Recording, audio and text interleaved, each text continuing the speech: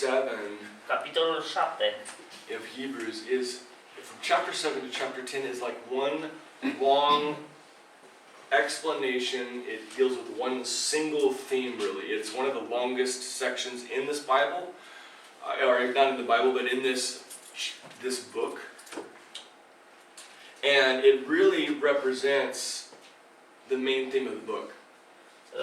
Din capitolul 7 până în capitolul 10 este o explicație foarte lungă, este una dintre cele mai lungi teme din această carte. Practic este o singură explicație, este tema principală a acestei cărți, Evrei.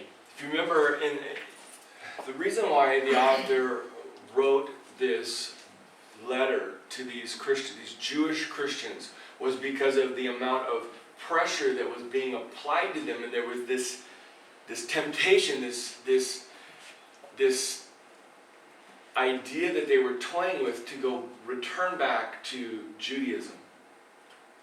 Motivul pentru care scriitorul le spune aceste lucruri și le dă toate aceste explicații acestor creștini evrei, din cauza datorită toate acelor presiuni și persecuții care le experimentau ei, aveau tendința să se întoarcă la iudaism. And so what he says is, here's the only way you're going to counter that pressure. Și practic le zice, asta este singura modalitate prin care puteți să vă opuneți acestei presiuni. Here's the only way you're going to have the resources to fight it. Asta este singura modalitate prin care puteți avea resurse de a combate. And that comes from the high priestly ministry of Jesus Christ. Și asta vine de la înalta preoțime a lui Iisus Hristos.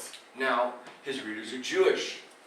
Cititorii acestei cărți practic erau evrei. And some would argue that well, Jesus doesn't come from a Levitical family genealogy. He can't be a priest. Și mulți, să spun așa, ar argumenta că Iisus nu se trage dintr-un neam de levite, așa că nu poate să fie preot. Which brings us to chapter 7. Ceea ce ne duce pe noi la capitolul 7. Because if you remember in chapter 5, Dacă țineți minte în capitolul 5, the author was very concerned that his readers would not be able to comprehend what he was going to share with them next. He says, not because it's difficult what I'm going to tell you, but because you're dull of heart. Autorului era frică cititorii săi nu vor înțelege, nu vor pricepe ceea ce vrea să le spună în continuare, nu fiindcă nu explica așa cum trebuie, ci pentru că oamenii tindeau să fie leneși la inimă. You know, and so he takes some time, and we worked our way through that here the last couple of weeks. And the last part of chapter 5, verses 11 through 14, and the whole of chapter 6, where he's warning them. He says, look, these things that I have to share with you, you have to understand them. Și am văzut asta în capitolul 5 și în capitolul 6, unde spune, zice, lucrurile acestea care vi le spun, trebuie neapărat să le înțelegeți. And in the end of chapter 5, in verse 10 actually, it says this. La sfârșitul capitolului 5, în versetul 10, le spune asta. He says, being designated by God a high priest after the order of Melchizedek. Căci a fost numit de Dumnezeu mare preot după rânduiala lui Melchisedec. Now, what he's doing is that he is saying that Jesus is not a priest after the Levitical order. Ceea ce ne spune autorul aici este că Isus nu e un preot după ordinul levitic. But he is a priest that is from a completely different order that precedes Moses, Levi, the law, and Aaron. Ce este preot după un ordin care este mult mai înainte de Moise, de leviți, de toate aceste ordine preoțești. You see, he says you can't compare Chiar și Jesus. înainte de lege.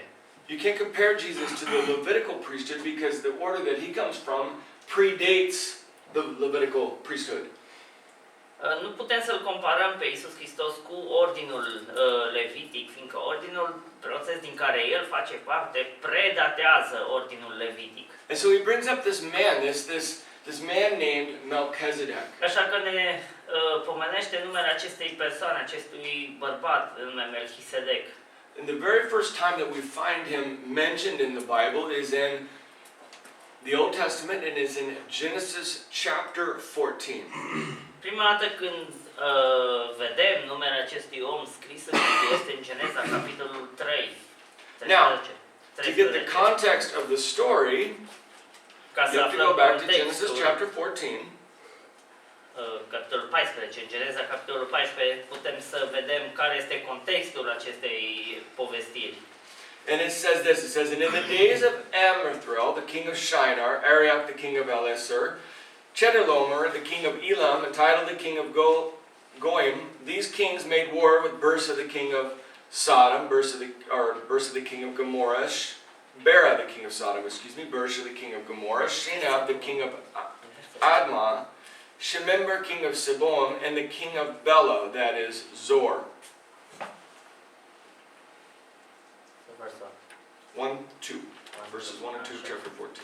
Pe vremea lui Amrafel, împăratul Șinearului, lui Arioc, împăratul Elasarului, lui Chedorlaomer, împăratul Elamului și lui Tideal, împăratul Goimului, s-a întâmplat că ei au făcut război cu Bera, împăratul Sodomei, și cu Birșa, împăratul Gomorei, cu Șineab, împăratul Admei, cu Shemeber, împăratul Seboimului, și cu împăratul Belei sau Țoarului. Okay. Now, we don't have the whole morning to go through the rest of the story, but I'm going to give you the little synopsis. Nu avem toată dimineața la dispoziție să trecem prin restul poveștii, dar vă voi face așa un rezumat. Essentially this, 4 kings defeat 5 kings. Practic, 4 împărați merg la război împotriva a 5 împărați și câștigă. Those 4 kings invade the area surrounding Sodom and Gomorrah. Acești 4 împărați au invadat acea zonă care împrejura Sodoma și Gomora. This is obviously before God destroyed Sodom and Asta, Gomorrah. bineînțeles, a fost înainte ca Dumnezeu să distrugă Sodoma și Gomora. And when they do this, they carry away all of these spoils of war and hostages. Și după ce au cucerit acea zonă, au luat toate aceste, cum să spun, zestre de război și foarte mulți ostatici. One of the families that they end up taking away is a person that maybe some of you have heard of. His name is Lot. Unul dintre ostaticii care a luat, probabil cunoașteți numele său este Lot, ați mai auzit de el. For those of you that don't know who that is Abraham's nephew. Pentru aceia care nu știți cine este Lot, el este nepotul lui Avram. His family.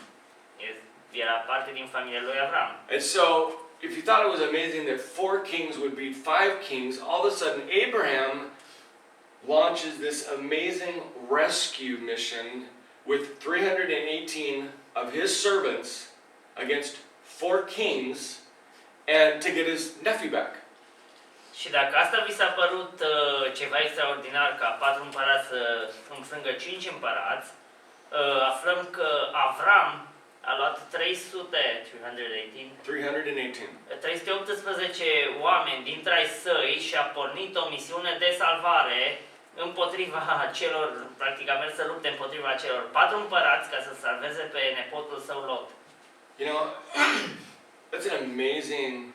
So you know everybody knows about the Spartans, the 300 Spartans against the 1,000,000-man army, the Persians, right? Toată lumea cunoaște povestea cu cei 300 de spartani împotriva milionului de oameni, împotriva armatei persanilor. Okay, all the Spartans die.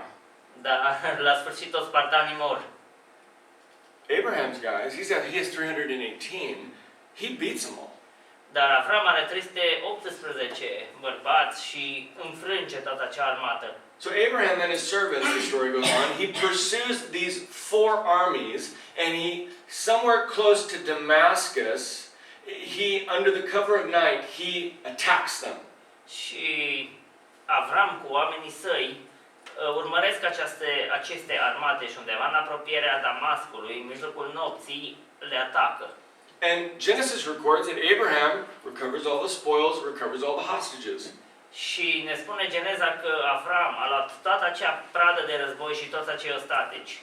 318 men. These weren't even really trained soldiers. These were his servants in his house. 318 oameni care nu erau nici măcar soldați bine antrenați, erau pur și simplu slujitori ai casei lui Avram. Against 4 kingdoms.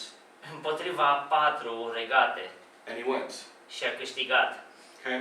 That's the context of where he meets this man named Melchizedek, because he's coming Acesta este back. contextul în care Avram întâlnește pe acest om, Melchisedec, fiindcă întorcându-se, Okay? And he meets one of the most mysterious people in the Bible. se întâlnește cu unul dintre cei mai misterioși oameni din Biblie. A man named Melchizedek, Un om, un bărbat pe nume Melchisedec, who has 2 verses in the historical books of the Old Testament. care are exact 2 versete trecute în Vechiul Testament. Chapter 14, verses 18 through 20. That's all you know about him. Capitolul 14, versetul 18 până la 20. Asta este tot ce știm despre el. And yet Abraham allowed Melchizedek to bless him, and then Abraham, it says, tithed to this guy. Gave him 10% of all the spoils that he had just got. Right off the top. Și Avram l-a lăsat pe Melchisedec să-l binecuvinteze și zice că i-a dat zeciuială. I-a dat 10% din toată acea pradă de război. And then Melchizedek disappears. Și după aceea Melchisedec dispare. Now that was 2000 years approximately before Christ was born. Asta a fost aproximativ 2000 de ani înainte de a se naște Iisus Hristos. It would not be another 1000 years before David would mention Melchizedek in one of his psalms. Nu va trece practic 1000 de ani până când David va menționa pe Melchisedec în unul din psalmii săi. And in Psalms 110:4 it says this. It says, "The Lord has sworn and will not change his mind." În You are psalmul 110 cu 4, no, not such a. Did you say 110. Okay, good.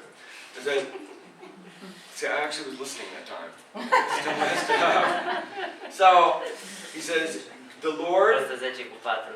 has sworn and will not change his mind. You are a priest forever after the order of Melchizedek." Domnul a jurat și nu-i va părea rău. Tu ești preot în veac în felul lui Melchisedec. Now, this psalm is what we would call royal psalm. După rânduiala lui Melchisedec, mai bine tradus. Okay. This psalm is what's called a royal psalm, and it deals with David's household and his interactions with the people of Israel. Acesta este numit practic un psalm regal, are de a face cu David și interacțiunea sa cu casa lui Israel. But what's interesting is that as you get into this psalm, obviously it goes beyond the achievements of anything that David or his descendants would ever do, and it becomes a messianic psalm, basically dealing with the Messiah. Și la un moment dat, în mijlocul psalmului, vedem că acest psalm se transformă, nu mai are nimic de a face, merge mai departe decât de David și ceea ce făcea el și devine un psalm mesianic, practic, o prorocie despre Iisus Hristos. And through this psalm we have the first hint that God is going to do something new. He's going to do something different. Prin acest psalm, noi avem deja primul indiciu în care ne dăm seama că Dumnezeu va face ceva nou, ceva diferit. Because he is going to, because right now, at this point, you still have the Levitical priesthood in David's time, and yet David says there's going to be a priest that's going to come that's never going to leave. Fiindcă pe vremea respectivă, pe vremea lui David, era doar preoția, era acel ordin de preoție levitică. Dar în psalmul său zice că va veni un preot într-un alt ordin care nu va mai pleca. Now, who is Melchizedek? Cine este Melchisedec? Well, the first thing that we need to know is this, that Melchizedek is what you would call a prototype or a type, a picture of Jesus in the Old Testament. Melchisedec este un tip de Isus în Vechiul Testament. What do I mean by that? Ce vreau să zic eu prin asta? Well, from those 2 verses, we learn this, is that he was a king. Din aceste 2 versete care sunt scrise în Vechiul Testament, noi aflăm, în primul rând, că Melchisedec era împărat. In fact, that's something that the author of Hebrews in chapter 7 mentions multiple times, 4 times in 2 verses in fact, he mentions and he repeats the fact this man is a king. Și autorul cărții Evrei menționează lucrul acesta de 4 ori în 2 versete, că Melchisedec era împărat. Look at what it says. It says, for this Melchizedek, king of Salem, priest of the Most High God, met Abraham returning from the slaughter of the kings and blessed him. And to Abraham apportioned him a tenth of the part of everything. He is the first by translation of his name, king of righteousness, and then he is also the king of Salem, that is the king of peace. Spune așa în Evrei, capitolul 7, versetele 1 și 2. În adevăr, Melchisedec acesta, împăratul Salemului, preot al Dumnezeului Preanalt, care a întâmpinat pe Avram, când acesta se întărcea de la măcelul împăraților, care l-a binecuvântat, care a primit de la Avram zecială după tot, din tot, care după însemnarea numelui său este întâi împărat al neprihănirii, apoi și împărat al Salemului, adică împărat al păcii. So then the next question is this, that, well, what kind of a king is he? Și următoarea întrebare este aceasta: ce fel de împărat este acest om? Well, the writer of Hebrews, the smart guy that he is, he tells us, he says his name literally means king of righteousness. Scriitorul cărții Evrei ne spune practic semnificația numelui său, înseamnă împărat al neprihănirii. Which literally is not that there was a guy in the Old Testament and his name was Melchizedek. Nobody would probably name their children Melchizedek. It's a long name, you can't say that. But it's a title. Practic nu neapărat că era numele său acesta Melchisedec, nimeni nu și-ar fi dat un nume copilului său Melchisedec, era un nume lung, dar era practic un titlu acesta. Second thing we know about him is this, is that he was a priestly king, meaning that he was a high priest and a king. Un al doilea lucru care îl cunoaștem este că era un rege împărat, era un preot împărat. Now, if you zice aici că era împărat și era și mare preot. Now, if you study ancient history, it's not uncommon to have a king that is also a priest. You see that. Dacă citim în istoria antică, nu este ceva ieșit din comun să avem un împărat care să fie și preot. Although equally true is that when you see the combining of priest and king, that nation historically always has problems. Dar atunci când vedem această combinație de preot și împărat, în general acea națiune are probleme. Good example of that right at the top of my head is when the 10 tribes break away from Judah and they anoint, I can't remember the guy's name, Jerome, the king, the first king. He was also a priest.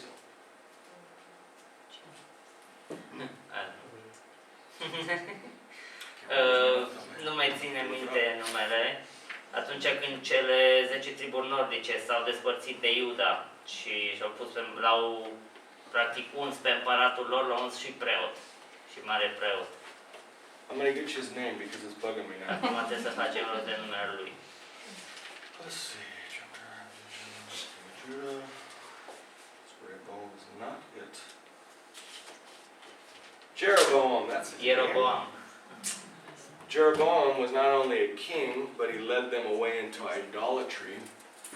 Ieroboam nu a fost doar un împărat, ci a fost și preot și a condus cele 10 triburi în idolatrie. Which is why, when you study the nation of Israel, God always kept those offices separate. You couldn't be a priest and a king. Nobody was allowed to do that. De aceea Dumnezeu a ținut aceste două, să zic, posturi separate. Nu puteai să fii și preot și împărat. You could be a prophet and a king, obviously David. Puteai fi proroc și împărat, evident Solomon. îl avem pe David, psalmistul.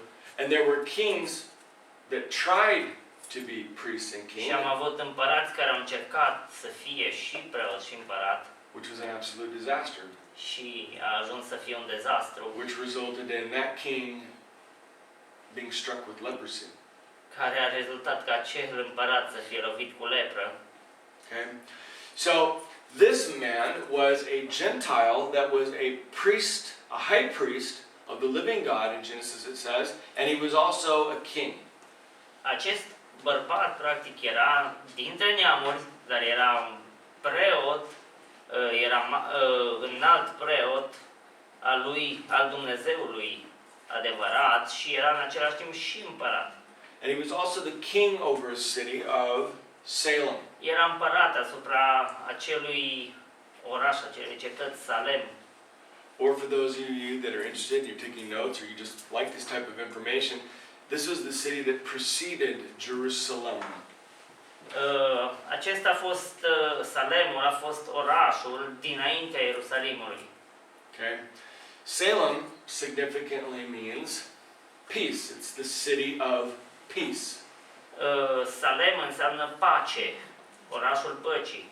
And so this man's life was characterized by righteousness and peace. Așa că viața acestui om era caracterizată prin neprihănire și pace. And both of these qualities characterize another person that we know, which is the Messiah. Ambele calități caracterizează o altă persoană care noi o cunoaștem, Mesia. If you go into the book of Isaiah and you read chapter 9 verse 6, it says this about the Messiah. It says, For to us a child is born, to us a son is given, and the government shall be upon his shoulder, and his name will be called Wonderful Counselor, Mighty God, Everlasting Father, Prince of Peace. 9:6, Isaiah 9:6. În Isaia 9:6 ne spune așa. Căci un copil ni s-a născut, un fiu ni s-a dat și domnia va fi pe umărul lui. Îl vor numi minunat, sfetnic, Dumnezeu tare, Părintele veșnicilor, Domn al păcii. If you go to the next verse, in verse 7, Dacă mergem în versetul 7, it says this, it says, Of the increase of his government, peace there will be no end on the throne of David and over his kingdom, to establish it and uphold it with justice and with righteousness from this time forth and forevermore. The zeal of the Lord of hosts will do this.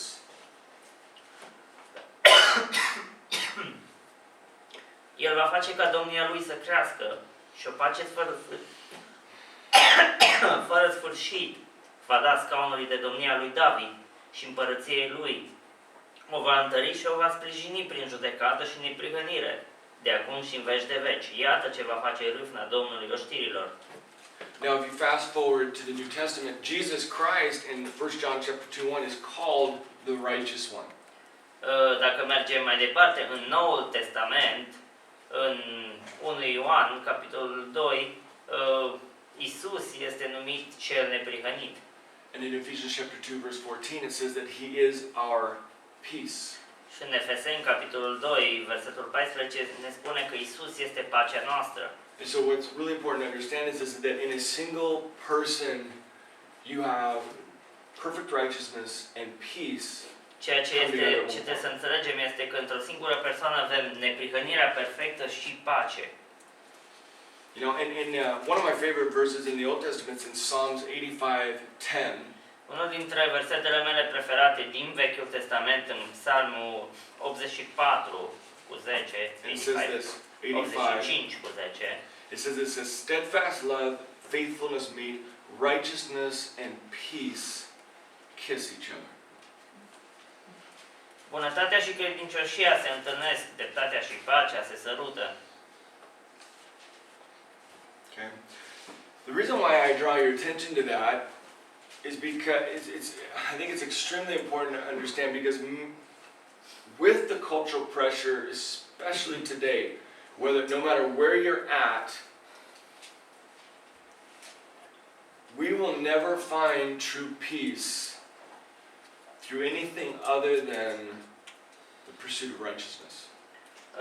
Dacă ne gândim bine în cultura din ziua de astăzi, datorită presiunii din jurul nostru, nicăieri nu vom putea găsi adevărata pace decât în credință. You see, people look for peace, but they'll look through peace through anything and everything but through righteousness. They'll try it through escape. It's like, well, you know what? I just have to escape this job. I have to escape this marriage. I have to escape this country. I have to escape this city. Și adevărul este că nu vei putea găsi pace decât în credință și neprihănire. Oamenii se gândesc că trebuie să scape de slujba asta, trebuie să plec din orașul ăsta, să plec, să mă mut din țara asta și atunci sigur voi avea pace. And it's like, if I just get there, I'll find peace. I'll find Dacă what I'm ajung looking acolo, for. dacă merg în locul respectiv, atunci sigur voi găsi pacea. You won't. Dar nu este așa. Because the only way to find peace is through pursuit of righteousness. Fiindcă singura modalitate de a găsi pacea este prin urmărirea neprihănirii. Someone might say this, it's like, well, what about compromise? You know, it's just, there's so much pressure, and you just make some small compromises. That way I'll find peace. You'll never find peace that way either. Mulți zic, păi cum rămâne cu compromisul? Dacă compromit puțin așa, atunci sigur voi avea pace, fiindcă e atâta presiune din partea asta și atunci dacă mă las un picuț în acea parte și rămân și în partea asta altă, atunci sigur va fi bine. Pursuing peace in any way other than through righteousness is like wading into what seems like calm water on the surface, only to be swept off your feet from the dangerous currents below. Aștepta să primești adevărata pace prin compromis este ca și cum ai sta practic pe o apă care la suprafață pare calmă, doar ca să fii luat de pe picioare de curenții care sunt de desubtul apei. And I'll finish this little section with this. If you have a Bible, you can turn to Isaiah chapter 32, verse 17. Puteți deschide în Isaia, capitolul 2, versetul 17. 32:17, yeah. 32, capitolul 17. It says, the effect of righteousness will be peace, and the result of righteousness, quietness and trust forever. Lucrarea neprihănirii va fi pacea, roada neprihănirii, odihna și liniștea pe vecie. Okay? There's no other way to put it. Nu există o altă modalitate de a pune această problemă. Everybody has an opinion. Fiecare are o opinie. You need to do this, you need to do this, you need to do this. Trebuie să faci asta, trebuie să faci asta. But when it really comes down to is the only opinion that really matters is God's. Dar de fapt, la sfârșit, singura opinie care are importanță este opinia lui Dumnezeu. Because He's the one that knows everything. Fiindcă El este acela care cunoaște totul. And He's the one that cares about you more than anybody else. El este acela căruia îi pasă de tine mai mult decât oricine altcineva. God cares about you more than your own mother. Lui Dumnezeu îi pasă mai mult de tine decât decât îi pasă propriei tale mame. And He wants what's very best for you. Și își dorește tot ceea ce e mai bun pentru tine. And if He sits there and He says, look, the only way to peace is through righteousness, that means the only way to peace is through Și righteousness. dacă El stă acolo și spune că singura modalitate de a avea pace este prin neprihănire, înseamnă că așa trebuie. And so He's a king, He's a priest. Așa că este împărat, este preot. We move on to verse 3. Mergem mai departe la versetul 3 în Evrei. 7, it says this, it says, He is without father or mother or genealogy, having neither beginning of days nor end of life, but resembling the Son of God, He continues as a priest forever. Fără tată, fără mamă, fără spiță de neam, neavând nici început al zilelor, nici sfârșit al vieții, dar care a fost asemănat cu Fiul lui Dumnezeu, rămâne preot în veac. Now, because of verse 3, many different people have speculated over many different years about, well, who is Melchizedek? I mean, was he, some people have said, well, he's an angel. Datorită versetului 3, foarte multe speculații au apărut de-a lungul anilor. Mulți ziceau, cine este Melchizedek? Poate a fost un înger. Because he took human form for Abraham. He took human form for Abraham. Fiindcă el a luat înfățișare umană pentru Avram. I don't really think that fits. Dar nu cred că se potrivește. Because if you remember from the very beginning, the author of Hebrews made great arguments as far as why Christ is superior to angels, and he wouldn't come back and say, oh yeah, this Melchizedek is an angel. Și asta nu este corect, fiindcă de la începutul cărții Evrei, autorul ne spunea nouă cum Iisus Hristos este cu mult mai presus decât îngerii și atunci n-ar avea niciun rost să se întoarcă să zică, ok, da, Melchizedek ăsta e înger și totuși e mai presus decât Iisus Hristos. And the second thing is that everywhere in Scripture where you read about Melchizedek, it never hints at that. Și un al doilea rând, oriunde am citit prin Scriptură și ne este pomenit Melchisedec, nicăieri nu ni se dă un indiciu sau ceva care să ne facă să ne gândim că ar fi fost un înger. Which brings me to the next thing that people speculate Melchizedek is, and they say that, well, he's a pre-incarnate appearance of Christ. And I, for one, have always held that opinion until the last few weeks when I actually sat down and studied this more detailed. Și alții spun, și eu credeam lucrul acesta până acum câteva săptămâni, că este o preîncarnare a lui Isus Hristos, Melchisedec. Okay? And the reason why I don't believe that anymore Motivul pentru care nu mai cred lucrul acesta is because of the end of verse 3. este datorită sfârșitului versetului 3. In my translation it says this, it says, but resembling the Son of God, he continues as a priest forever. Zice, care a fost asemănat cu Fiul lui Dumnezeu, rămâne preot în veac. In some of your translations it would say he came in the likeness. Okay? Literally the idea is that he's a copy. Ideea este practic că e o copie, practic. And I'm like, well, you can't. You're either the original or you're a copy.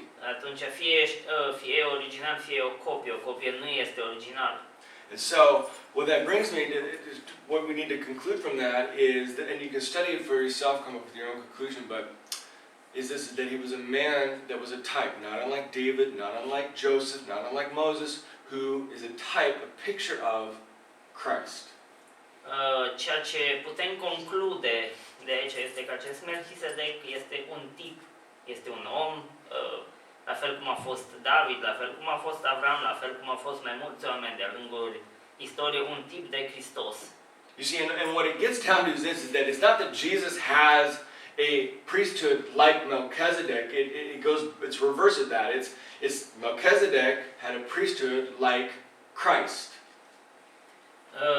Nu se pune problema că Isus are o preoție ca Melchisedec, ci e invers. Melchisedec avea o preoție asemănătoare ca lui Isus Hristos. And so what does it mean when it says he's without mother, without father, without genealogy?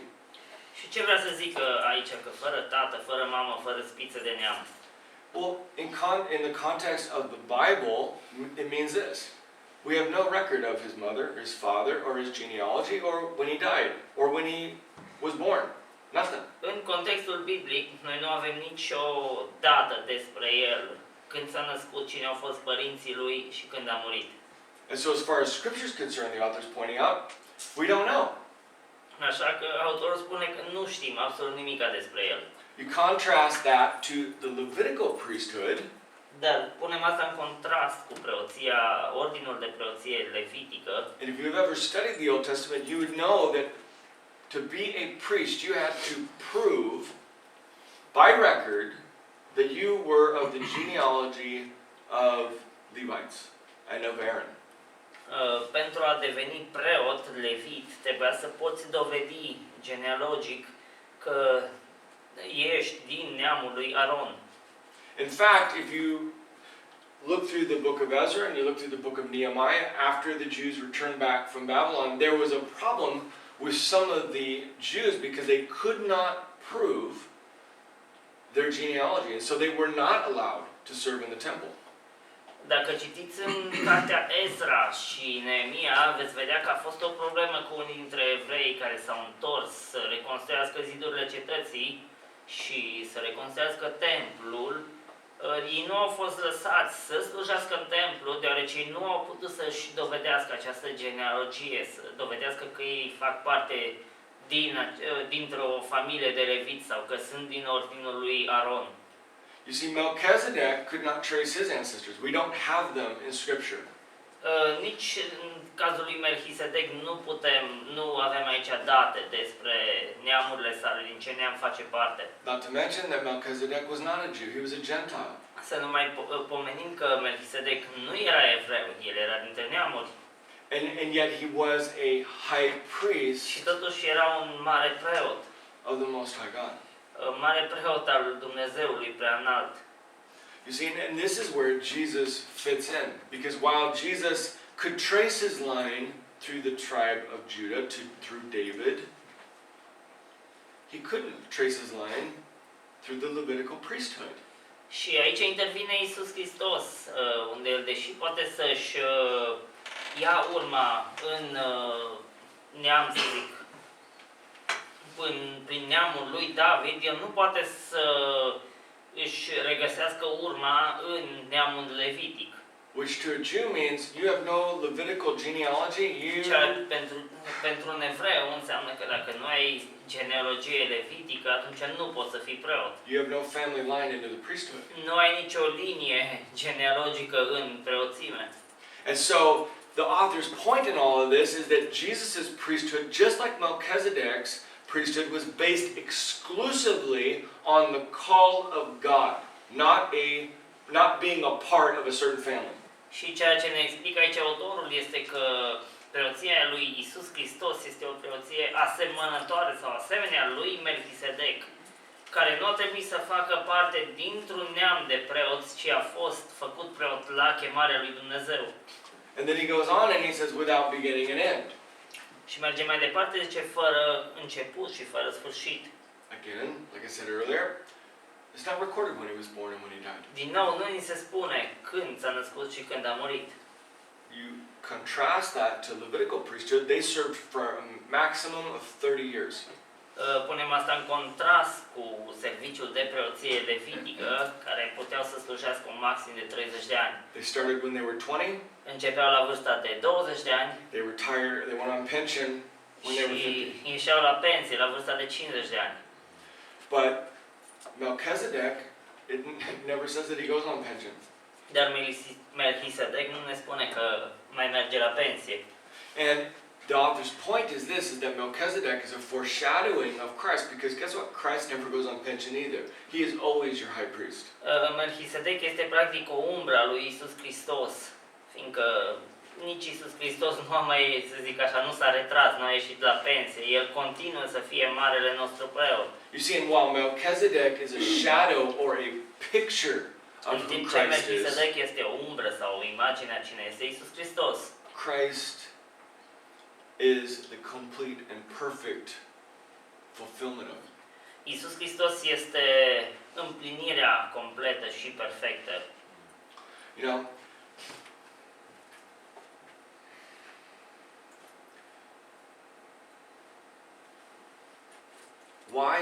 why is the author stressing this point? Why is he saying this man who has no family line, he has no mention other than 2 verses in the scripture, and why is he so significant? Why is this the person that this author is choosing to show that this priestly order is better than the order that's been around forever? Why would he do that? De ce insistă atât de mult autorul să ne spună acest lucru, că acest ordin de preoție a lui Melchisedec este mult mai bun decât ordinul leviților care a existat dintotdeauna? Well, it's really simple, and he does this in the next few verses. He says this. He says in verse 2, simply, he says, to him apportioned a tenth part of everything.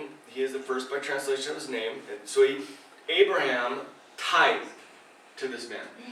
În versetul 2 ne spune, zice, care a primit de la Avram zecială din tot. You go down to verse 4 and it says this, to see how great this man was, to whom Abraham, the patriarch, gave a tenth of the spoils. And those descendants of Levi who received the priestly office have a commandment in the law to take tithes from the people, and it is from their brothers, though they also are descended from Abraham. But this man, who does not have his descent from them, received tithes from Abraham and blessed him who had the promises.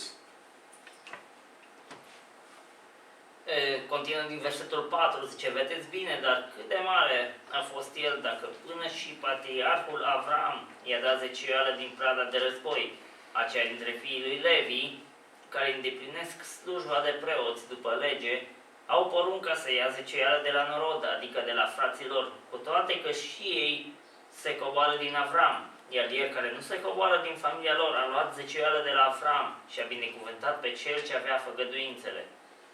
And so the author is going to use 2 verses, just this section where Abraham meets this man Melchizedek. And the first thing he mentions, he says, well, Abraham tithed to him.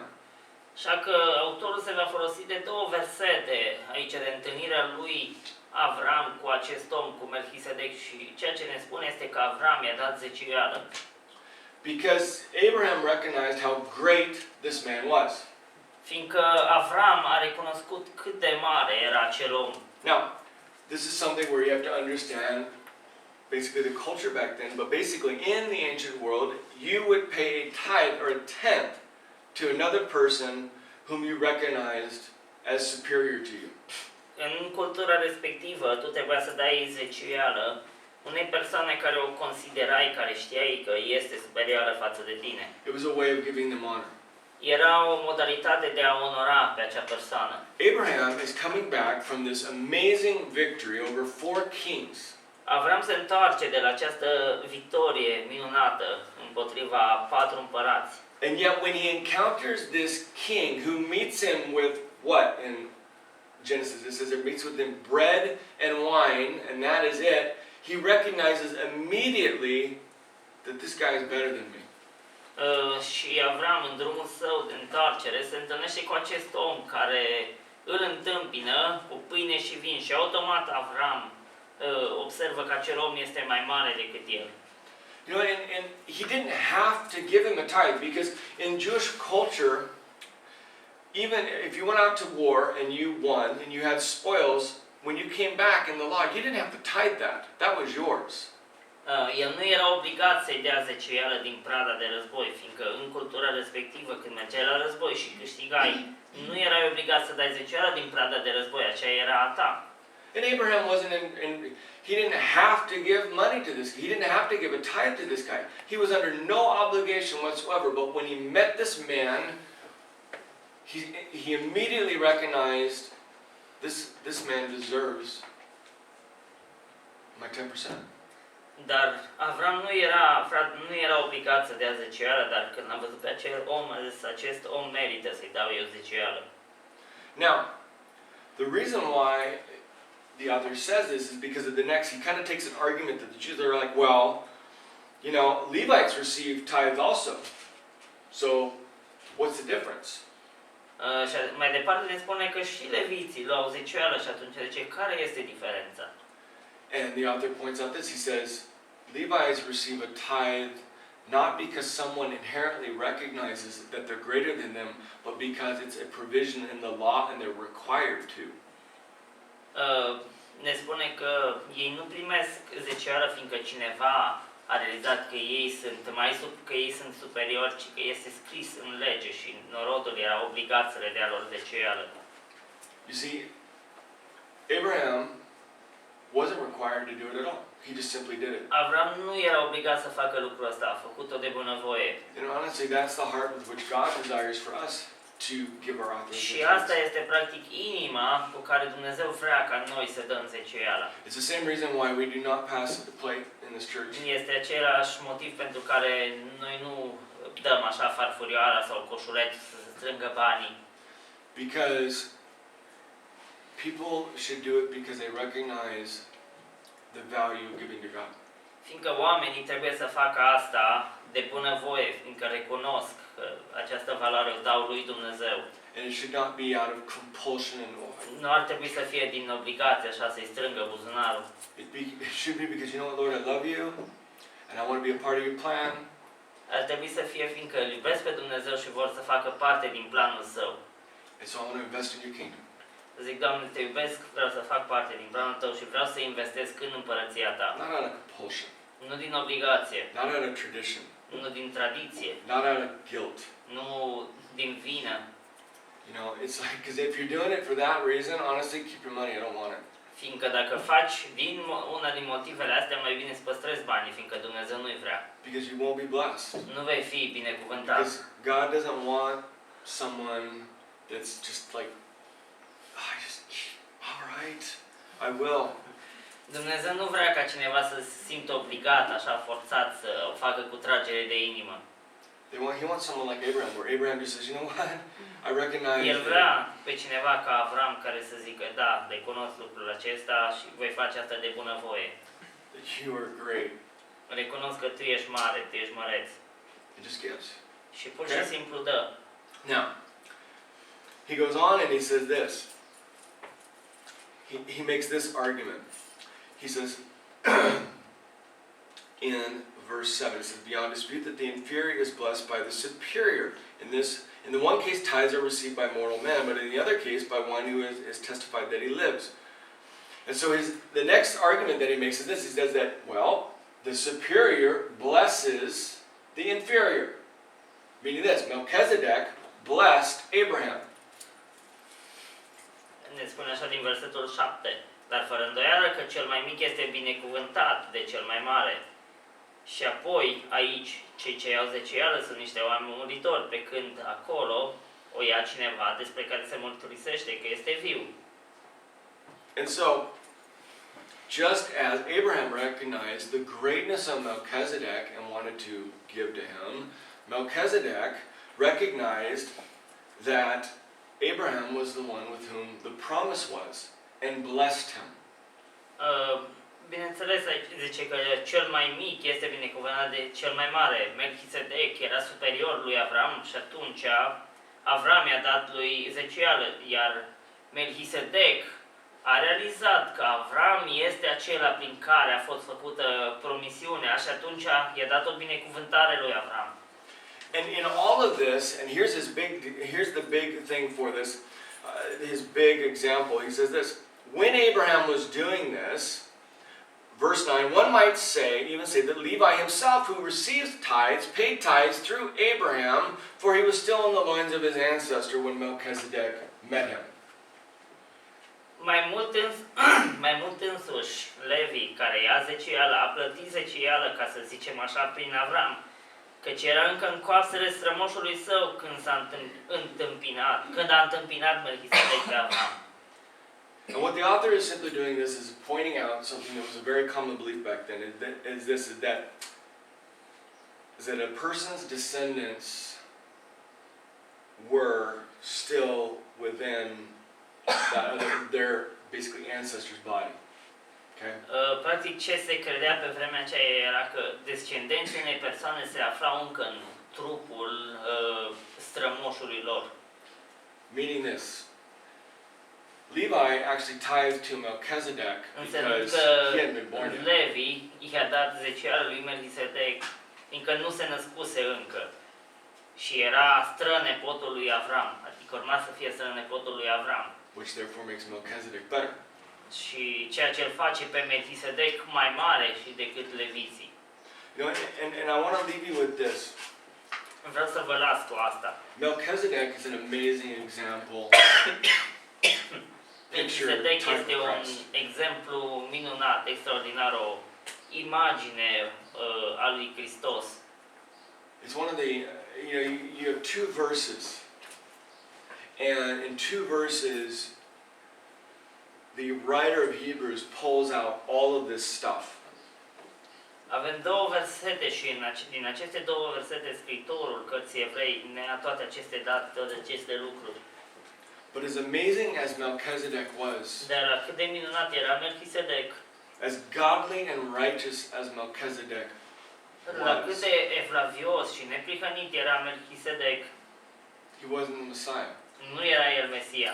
You see, he could never ever make another person righteous. Nu putea să facă pe o altă persoană să fie neprihănită. He could never ever give a person true peace. Nu putea să dea unei alte persoane pacea adevărată. Because he's only a shadow. Fiindcă era doar o umbră lui Hristos. He's only a picture. He's only Era doar o imagine. You would use it. He's only a placeholder. Un ținător al locului. You see, Christ is righteousness in the flesh. Iisus Hristos este neprihănirea în trup. And he is the source of all righteousness. Și el este sursa a toată neprihănirea. And his righteousness doesn't come through the law, Neprihănirea lui nu vine prin lege, but through simple faith in who he is. ci prin simpla credință în cine este el.